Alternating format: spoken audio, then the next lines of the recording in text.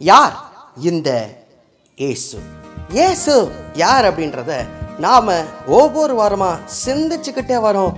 இந்த வாரம் நாம் பார்க்க போகிறது, அவர் ஆலோசனைகளின் கர்த்தர், வண்டர்ஃபுல் கவுன்சிலர், ஆலோசனைகளின் கர்த்தர். ஆலோசனை, பொதுவாக ஆலோசனைன்னா நம்ம என்னங்க சொல்லுவோம்? ஒரு அட்வைஸ், இல்லை இது எப்படி செய்யணுன்றது ஒரு வழிகாட்டுறவங்க, அந்த மாதிரி சொல்லுவோம். வேதாகமத்தில் பார்த்தோன்னு சொன்னால் பழைய ஏற்பாடு காலத்துலேருந்தே வருவோமே. அந்த பழைய ஏற்பாடு காலத்தில் தீர்க்கதரிசிங்க இருப்பாங்க. ராஜாக்கள் காலம், ராஜாக்கள்லாம் இருக்கும் பொழுது அவங்க ஒரு போருக்கு போகிறோம், இல்லை ஒரு பஞ்சம் வந்துருச்சு, என்ன செய்கிறதுன்னு தெரியல, ஒரு பிரச்சனை, என்ன பண்ணுறதுன்னு சொன்னால் ஆண்டவர்கிட்ட கேட்பாங்க. என்ன செய்கிறது, இந்த போருக்கு நான் போகலாமா, இது ஆண்டவருக்கு நலமா அப்படின்னு சொல்லி ஆண்டவர்கிட்டையும் அவருடைய ஊழியக்காரராக இருக்கிற தீர்க்கதரிசிங்க கிட்டையும் போயிட்டு, இது செய்யலாமா, இது ஆண்டவருக்கு சித்தமா, கர்த்தருடைய பார்வைக்கு இது நலமானதாக இருக்குமான்னு கேட்டு தான் ஒரு காரியத்தையும் செய்வாங்க. அப்படி கேட்குற எல்லா காரியமும் அவங்களுக்கு சக்ஸஸ்ஃபுல்லாக முடிஞ்சுது. புதிய ஏற்பாடு காலத்தில் இயேசு கிறிஸ்து வந்தார். இயேசு கிறிஸ்து ஒவ்வொருத்தரையும் தேடி போனார். அவருடைய சீஷருங்களை அழைக்க போகும்போது மீன் பிடிச்சிட்டு இருந்தாங்க. ராத்திரி ஃபுல்லாக போட்டு மீன் கிடைக்கல. அப்போ ஆண்டவர் சொன்னார், மீன் வலையை இந்த பக்கம் போடாது, அந்த பக்கம் போட்டுனாரு. வலதுபுறமாக வலையை போட்ட உடனே இடம் கொள்ளாமல் போக மட்டும் அவங்க மீன்களை பிடிச்சாங்க. ஒரு காரியத்திலையும் ஆண்டவர் அவங்களுக்கு சொல்லி கொடுத்தாரு, இப்படி செய்யணும்னு ஆலோசனை கொடுத்தாரு. அவங்க போய் ஆண்டவர்கிட்ட கேட்பாங்க ஒவ்வொரு காரியமும், ஆண்டவரே நாங்கள் எப்படி ஜெபம் பண்ணோம் எங்களுக்கு சொல்லித்தாங்க, அதுக்கும் எப்படி ஜெபம் பண்ணணும்னு சொல்லி பரமண்டலில் இருக்கிற எங்கள் பிதாவேன்னு ஆண்டவர் அவருடைய ஜெபத்தையும் சொல்லி கொடுத்தாரு. எல்லா காரியங்களும் அவர் பரலோகத்திற்கு ஏறி போனாலும் அவருடைய பரிசுத்த ஆவியானவரை கொண்டு இன்றளவும் அவருடைய மக்களுக்கு ஆலோசனைகளை கொடுத்துக்கிட்டே தான் இருக்கிறார். இயேசு கிறிஸ்து போயிட்ட பிறகு அவருடைய சீஷர்கள் எந்த காரியமாக இருந்தாலும் பரிசுத்த ஆவின் மூலமாக, அவருடைய வல்லமை மூலமாக, வரங்கள் மூலமாக ஆண்டவரோட உறவாடி கொண்டிருந்து அவருடைய ஆலோசனைகளை பெற்றுக்கொண்டு தான் எல்லா காரியத்தையும் செய்கிறாங்க.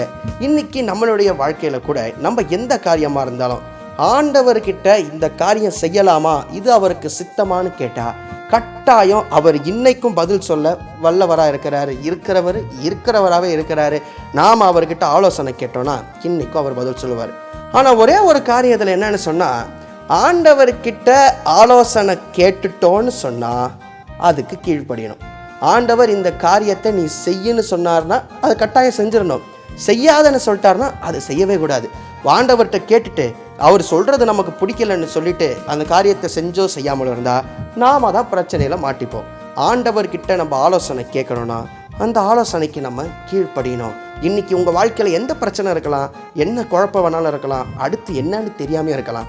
ஆண்டவர்கிட்ட நீங்கள் ஆலோசனை கேட்டீங்கன்னு சொன்னால் அந்த ஆலோசனை கர்த்தர் தமது சித்தத்தை இன்றைக்கு நமக்கும் வெளிப்படுத்த அவர் வல்லவராக இருக்கிறாரு.